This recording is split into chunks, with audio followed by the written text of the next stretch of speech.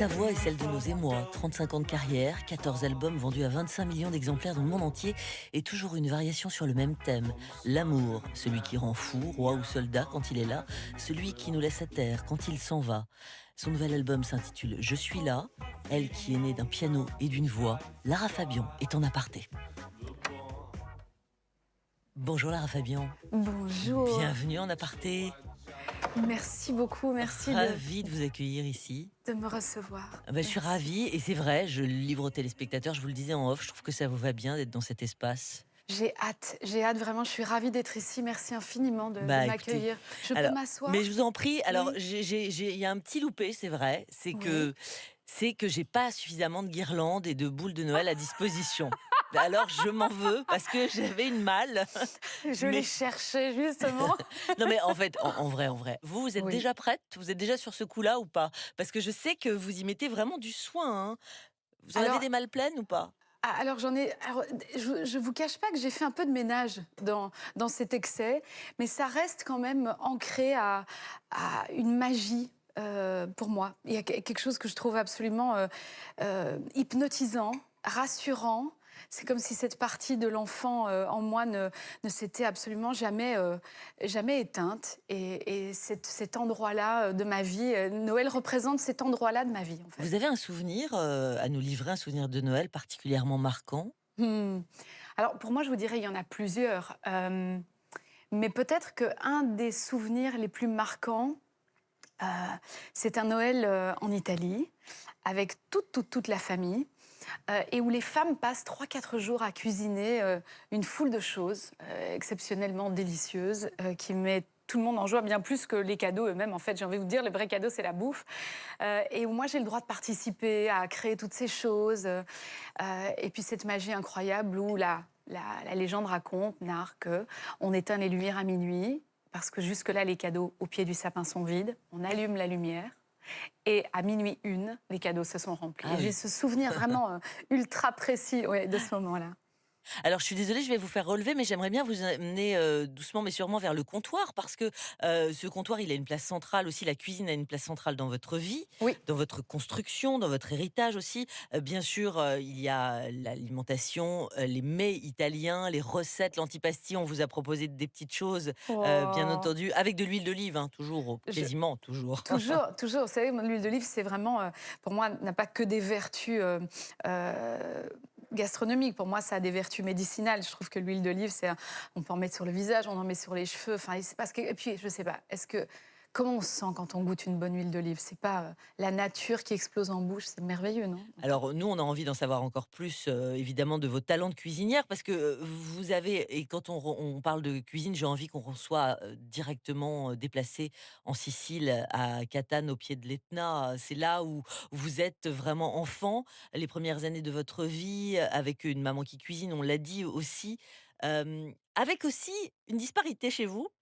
Quand on parle italien, c'est pour les choses douces.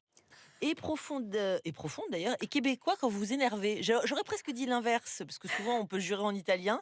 Alors ça donne quoi, Lara Fabian? Qui s'énerve en québécois?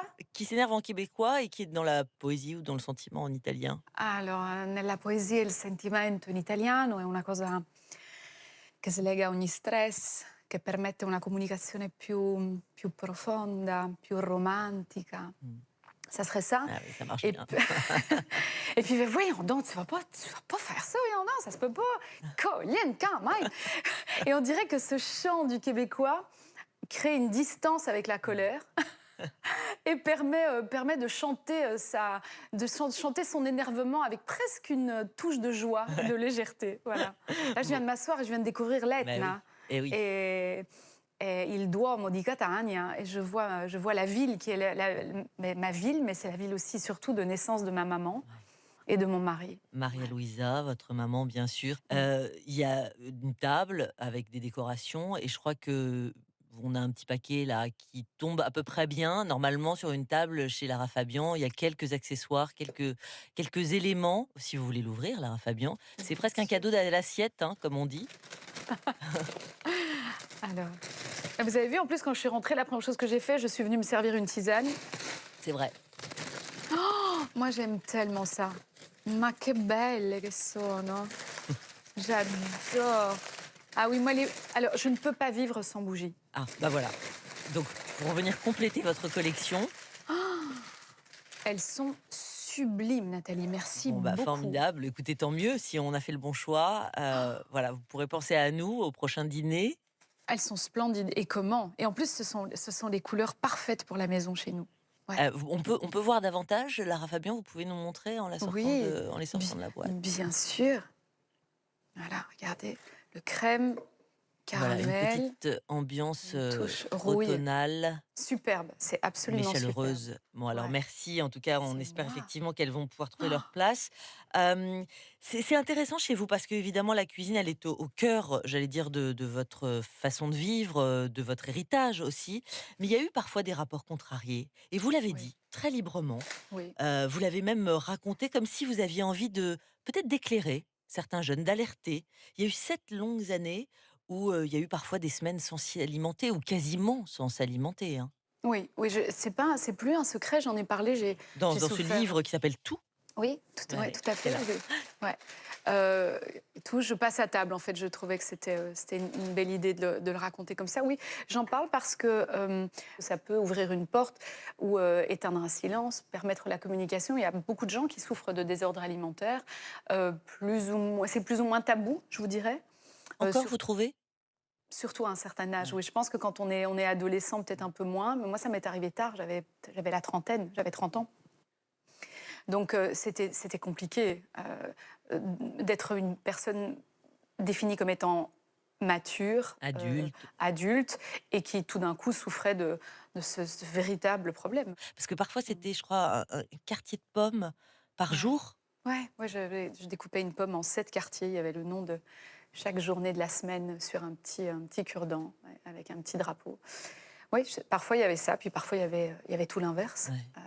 Hem, Qu'est-ce qui Comment qu'est-ce je m'en suis sortie, comment c'est vous en ça? sortez? Ouais.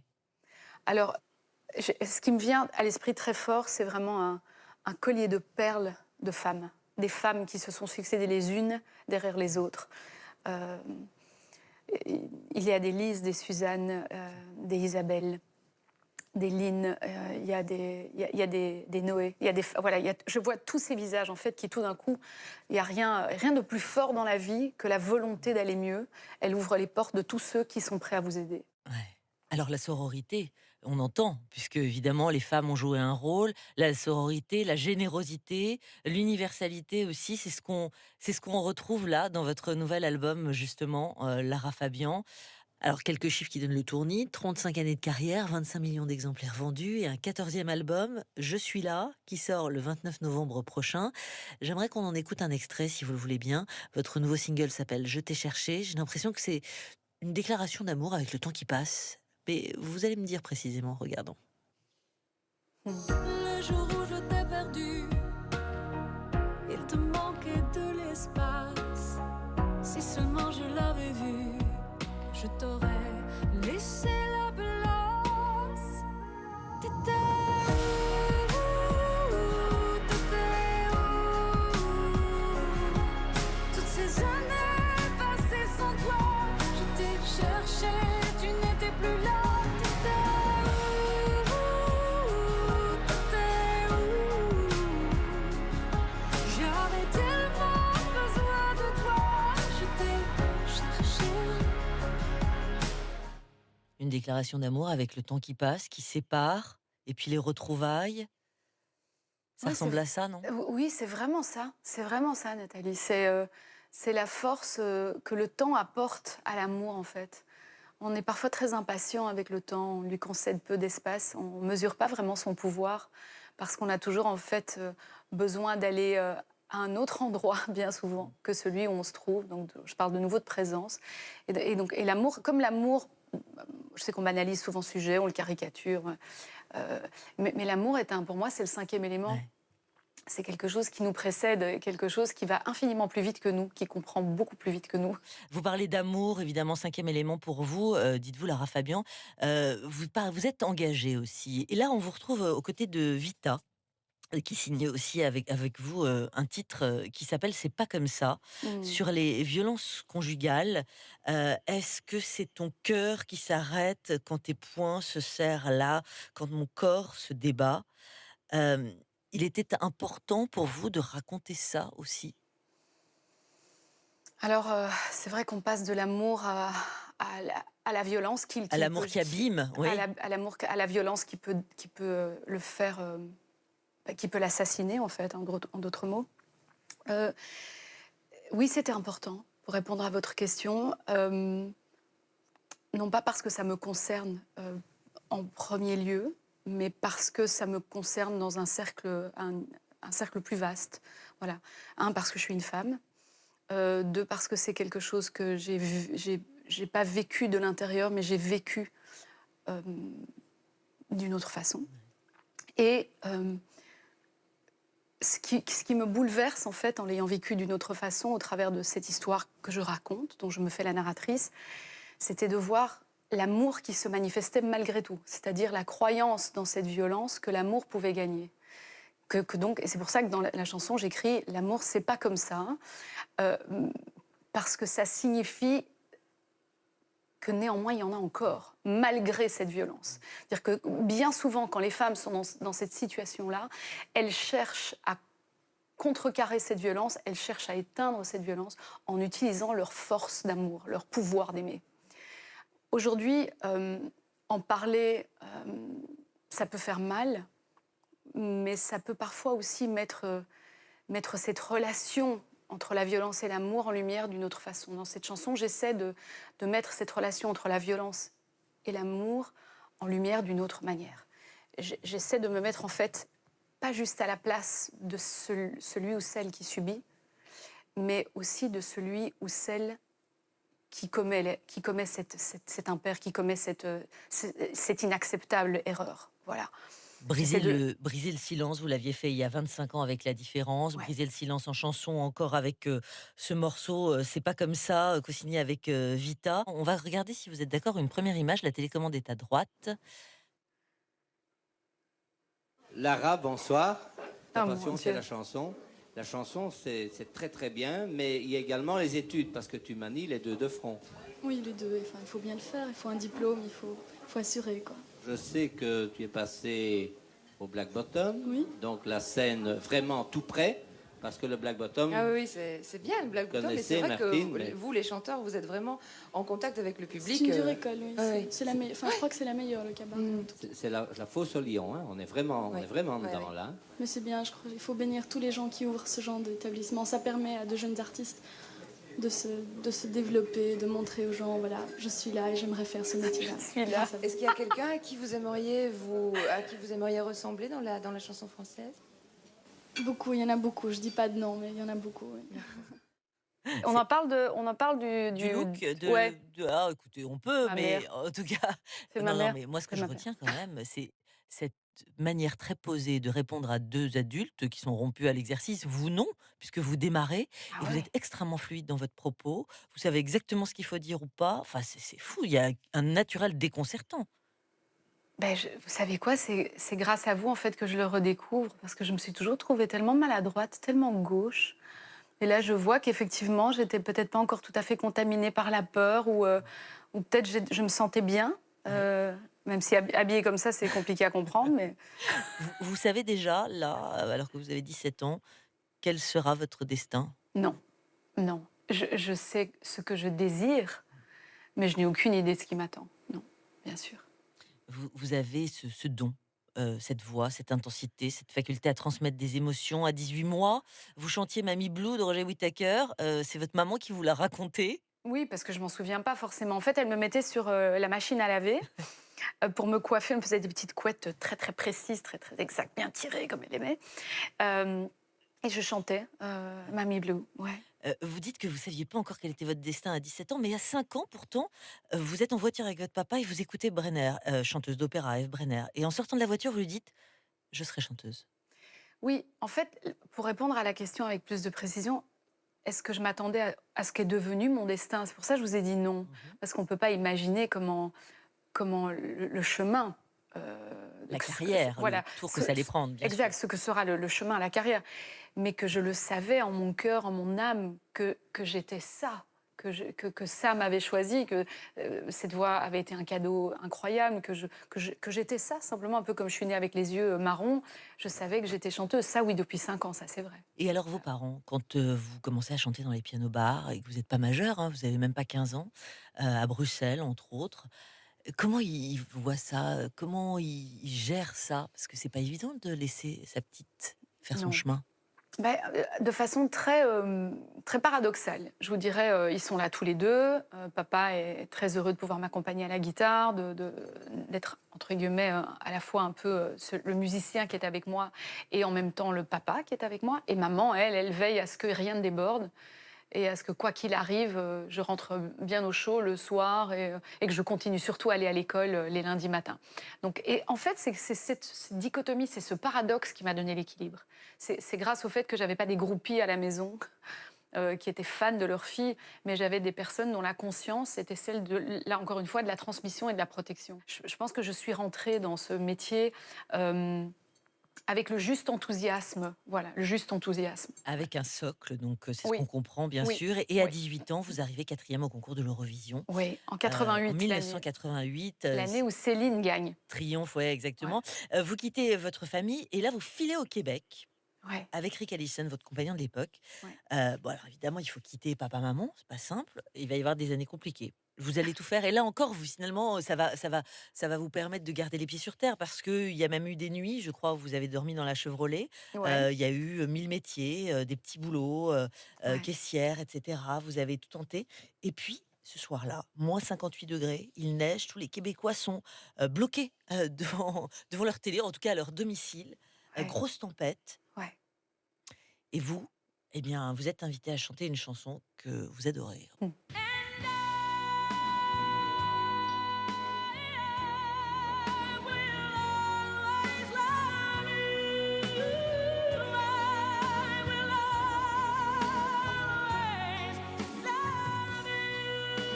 Cette chanson, évidemment, Whitney Houston, I Will Always Love You, le soir de la Saint-Valentin. Mais ça a changé le cours de ma vie, en fait, ce moment-là. C'est le soir de la Saint-Valentin. Je pense qu'on est en 92 ou en 93. Je n'ai pas 14 souvenir. février 91. Ah, 91, carrément. Ok, c'est un an après la sortie du tout premier album. On avait déjà fait le tour du Québec pour faire de la promo et faire de la radio à peu près partout avec Rick. Et ce soir-là, le soir de la Saint-Valentin, comme vous le dites, tempête de glace et de neige totale. Il y a 4 millions de francophones devant la télé, je chante cette chanson-là. Et du jour au lendemain, les gens me découvrent pour ce que je suis, mais aussi, je crois, dans ma faculté à m'émouvoir complètement, puisque ce soir-là, mon compagnon, qui était Rick, me demandera en mariage. En fait, à la télévision. Donc c'est là que je vais vivre ma première grande émotion dans la lumière, sous les caméras. Et ça n'a pas été facile non plus. Ça n'a pas été facile de devoir rester à la fois aligné, composé, et en même temps de se faire traverser par quelque chose d'aussi grand qu'une demande en mariage. Et je crois que ça a été ça, ce mélange-là, qui m'a définie auprès des gens. C'est qu'à la fois, je chantais cette chanson dont l'étendue vocale est ce qu'elle est, et c'était pas simple de s'atteler à une pièce, à une œuvre comme celle-là, et qu'en même temps, derrière l'aplomb que j'ai eu de chanter I Will Always Love You, je me suis effondrée face à une demande de mariage. Vous allez me dire, mais qui s'effondrerait pas face à une demande de mariage? Mais en même temps, faite de cette manière-là, avec une petite bague de fiançailles que j'avais vue bien avant. On n'avait pas du tout les moyens de se l'offrir. Rick avait fait des pieds et des mains pour pouvoir l'acheter et ensuite me l'offrir devant des millions de téléspectateurs. Lara, des années de haut et de bas, cette soirée qui change tout, et la suite, elle s'inscrit comme cela. Je t'aime, je t'aime, comme un fou, comme un soldat, comme une star au cinéma. Immortel, immortel, j'ai le sentiment d'être celle qui survivra à tout ce dommage, une heure de toi.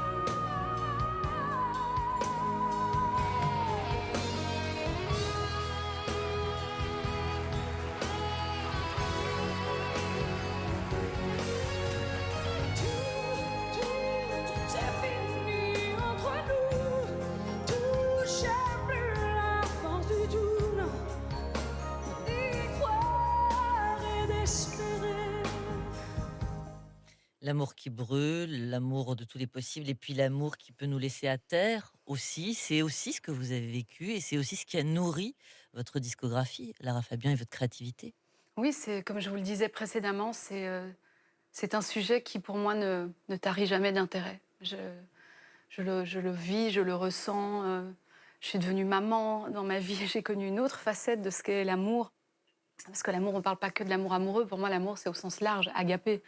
C'est au sens même parfois philosophique. C'est comment on aime un ami, comment est-ce qu'on aime quelqu'un qui passe, qu'on connaît à peine, et où tout d'un coup, vous ressentez ce sentiment si fort. Et c'est de l'amour aussi. Euh, donc oui, pour moi, ça reste une énergie qui me traverse Et en une énergie permanence. créatrice, alors, Oui. c'est ce que vous vous dites parfois ou ce que vous avez pu vous dire parfois au lendemain d'un chagrin d'amour? In fine, peut-être que ça servira. Vous arriviez à voir ce versant-là? En temps réel, non. En temps réel, je suis comme tout le monde. En temps réel, je me suis fait abattre. Et puis après, je me disais, mais comment je fais pour me sortir de cette douleur? Et c'était l'écriture, en fait, c'est l'écriture. C'est retranscrire ce sentiment qui m'avait ou abattu ou élevé, qui a fini par faire de moi ce que je suis. J'aimerais bien évidemment qu'on entende une autre forme d'amour, bien sûr, et de Mm. générosité avec, une grande dame de la chanson. Si vous voulez bien vous déplacer vers le canapé. Bien sûr. Oui. Une rencontre, même au c'est même au-delà d'une rencontre, écoutons. Toi, tu es mon autre. La force de ma foi, ma faiblesse et ma loi, mon insolence et mon droit. Moi, je suis ton autre. Si nous n'étions pas d'ici, nous serions l'infini.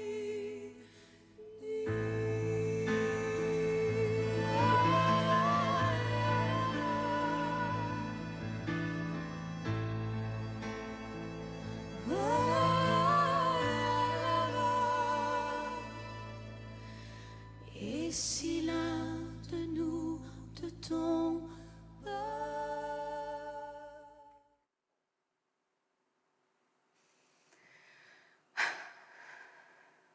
Qu'est-ce qu'elle manque, hein? Morane et 2 voix à l'unisson. Elle manque tellement. C'est une des plus belles voix de la planète. Et sa voix résonnera toujours. Et moi, j'ai la sensation de... Quand elle disait que quand elle chantait avec moi, elle plongeait dans mes grands lacs. Avec son petit accent belge, je plonge dans tes grands lacs. Et moi, je faisais pareil. Moi, je plongeais dans son grand cœur. Un violoncelle en action, une voix divine. Et puis, pour moi, une histoire d'enfance, parce que je la rencontre, j'ai à peine 17 ans. Je suis absolument personne, c'est avant de partir au Canada, en plus. Et elle sait que j'aime chanter, je vais la voir partout, j'achète des billets pour tous les spectacles. Et à l'époque, c'est une amie commune qui nous présentera. Et elle restera dans ma vie en filigrane, en pointillé, à des moments très très forts, à d'autres moments un peu moins. Durant toute la période de Tu es mon autre, évidemment, qui est une chanson que j'écris en faisant le vœu qu'elle accepte de la chanter avec moi. C'est pas gagné, hein, je peux vous dire. Au début, elle voulait pas. Et puis finalement, elle l'écoute, elle la réécoute, elle me dit mais oui, ça peut être nous comme ça peut être n'importe qui. On peut trouver dans l'autre son autre. Et elle me dit d'accord, c'est d'accord. Et puis cette chanson a fait le chemin qu'on sait qu'elle a fait. Ouais. On voit votre émotion, évidemment, elle vous manque, on l'entend, elle vous appelait sa croquette, sa petite croquette. Oui, mes parents l'aimaient beaucoup. On avait aussi une relation un peu de famille, comme ça, où elle débarquait à Rusbrook avec sa petite Lou, justement, parce qu'elle a une fille qui s'appelle Lou aussi. Et puis on passait du temps, parfois ensemble, ou bien on se retrouvait dans un petit restaurant grec qu'elle aimait. C'était au-delà, en fait, de ce show business. C'était au-delà du fait qu'on avait fait cette chanson. Il y avait un truc, on se serrait la main toujours un peu plus fort. D'ailleurs, on le voit. On voit qu'on a nos petits doigts tout rouges aux extrémités. On s'aimait vraiment, sincèrement, avec par contre, encore une fois, tout ce que l'amour intense peut avoir de conflictuel. Bien sûr. Ouais. avec des personnalités, bien sûr. Une autre personnalité qui vous a accompagné et qui vous a dit quelque chose de très fort, on s'en souvient tous, Requiem pour un fou de Johnny Hallyday, 1998, le Stade de France. Il vous dit: «Toi, t'es moi en mec». Ouais, Une phrase qui doit vous accompagner, qui ne doit jamais vous lâcher, la main, j'imagine, ce ouais. moment absolument exceptionnel. Hem, Quand on a vécu des duos comme ceux-là, est-ce qu'on peut rêver d'un autre duo? Lequel, aujourd'hui, vous ferait envie, Lara Fabian? Moi, mon rêve, ce serait chanter avec Céline. Céline Dion? Ouais, parce que je pense on a tellement de choses, on a tellement de choses en commun, de par nos origines. Enfin, nos origines, j'ai envie de dire d'amour, pour la musique ou les chansons. Je ne sais pas si ce sera jamais possible, pour une foule de raisons qui parfois m'échappent. Et en même temps, je continue de rester cette gamine, cette adolescente qui l'écoutait. Vous savez, à l'époque, on avait des Walkman. Et elle a quelques petites années de plus que moi qui font que moi, j'avais 16 ans, puis je l'écoutais déjà, j'avais même 12 ans, et j'écoutais cette chanson écrite par Eddie Marnay qui s'appelle Mon ami m'a quitté. Et elle m'a accompagnée comme ça toute mon adolescence, puis j'arrive dans son pays, au Québec. Là, j'ai l'occasion de la voir une fois ou deux, mais très, très Furtivement? furtivement. Et puis une fois aussi à une grande manifestation qui sont les Grammy canadiens, qui s'appellent les Junos. Et puis plus vraiment, parce qu'à l'époque, le nom de ce métier, le nom de ce show business, c'est the name of the game. C'était il faut séparer les gens qui, d'apparence, pourraient avoir des choses en commun ou se ressemblent. Euh, et donc, j'ai jamais eu l'occasion, en fait, euh, De vous parler véritablement? voilà, de pouvoir aller à cet endroit-là, en toute simplicité, je veux dire, avec les années de carrière qu'on a l'une et l'autre, et de s'asseoir un peu comme on se raconte. Mais ça ferait partie, ce serait un grand rêve de pouvoir chanter avec cette âme incroyable. Alors, on verra évidemment ce que la vie réserve et le public rêverait évidemment de ce duo. Lara Fabian, dans cette émission, il y a un appareil photo qui, normalement, est à côté de la platine. Vous devez Oui, l'apercevoir. et en plus, il est tout à côté de Streisand, cet album mythique, Streisand que j'aime tellement, oui. Oui. Alors, le principe, c'est donc un autoportrait avec un bouton rouge pour mettre en charge l'appareil. Et puis ensuite, Un autoportrait. Ah, ok, d'accord. Je vais me mettre où il y a un petit peu de lumière, comme ça. ah voilà, très bien. Voilà, merci Bon, beaucoup. parfait. Lara Fabian, merci infiniment. Merci pour ce moment passé ensemble. Merci pour ce que vous nous avez livré avec autant de vérité, de simplicité. Votre album qui sortira le 29 novembre s'intitule Je suis là, avec ses collaborations formidables avec Slimane, avec Vita, avec Vianney également. On a Ouais. écouté, Il y a Vianney bien aussi, oui, sûr. c'est vrai. On a écrit une chanson vraiment très très belle, Ouais, dont quitter je la suis. colère et rendre à mon père les armes. Je suis Mhm. de toi, je te porte en moi, bien qu'imparfait, c'est toi qui m'as faite. Et Très je belle te le dois. chanson, exactement. Puis la tournée à partir du 7 décembre 2025. Et puis l'Accor Arena, cette date précisément du 7 décembre 2025. Merci beaucoup, Lara Fabian, d'être passée par ici. C'est moi. Merci. On va se quitter en musique parce que quand on a évidemment entendu un des plus beaux duos de la chanson française, on ne s'en lasse pas. Merci Nathalie. Merci. C'est Merci moi. Lara Fabian. Je vous Merci. raccompagne avec ma voix jusqu'à la porte. Et, Merci beaucoup. et ces deux voix à l'unisson. Morane, Lara Fabian. Merci, c'était vraiment très agréable. Merci à vous. Merci. De ma foi, ma faiblesse et ma loi, mon insolence et mon droit. Moi, je suis ton autre. Si nous n'étions pas